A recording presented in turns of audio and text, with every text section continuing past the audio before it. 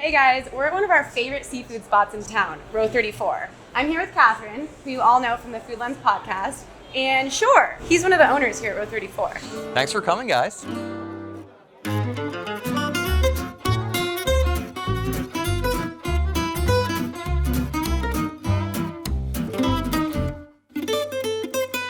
I grew up in Duxbury, worked on the oyster farm. That is sort of how we ended up in restaurants, and I ended up in restaurants, so very familiar with how to shuck an oyster. So Shore, obviously we are not professionals. I know professionals only is the tagline here.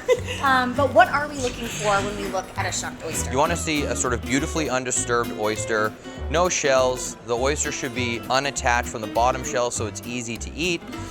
We're obviously not there yet. These guys do it thousands of times a day, so we have room to go.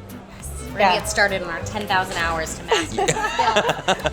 So how do we get from this to I'm slurping it with a beer like that? Yeah, so we view this as like a life skill. Shucking an oyster, opening a bottle of wine, making a Negroni, these are all things that people need to know how to do. So, adulting, I just turned hashtag. 30, so I feel like it's time to get this life skill. Let's go.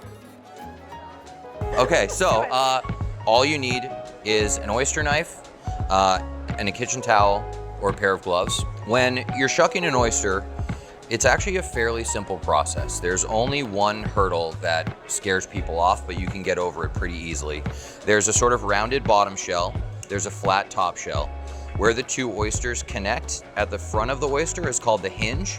And the main thing that happens when we're opening an oyster is getting that hinge to separate. So basically, you're gonna place the oyster on a hard surface like a table or a cutting board.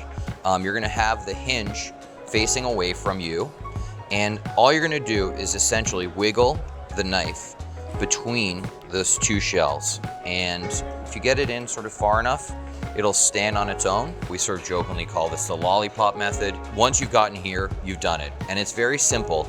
You're just gonna turn the knife 90 degrees. In the knife goes, gently turn 90 degrees. And here you can see that the two shells are now separated from one another. At that point, turn the hinge entirely away from you, and you're gonna take this knife blade and work it back along the flat shell. And the key in this step is to keep the blade, some pressure on the blade along the top shell to leave the oyster as undisturbed as possible.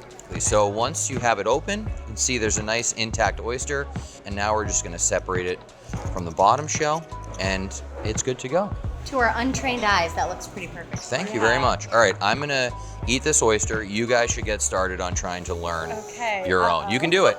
Here we go. All right.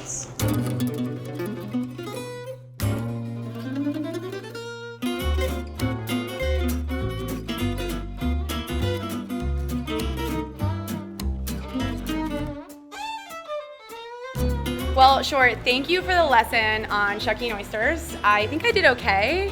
Yeah, I think it was a great start. For a first timer. It was a great start.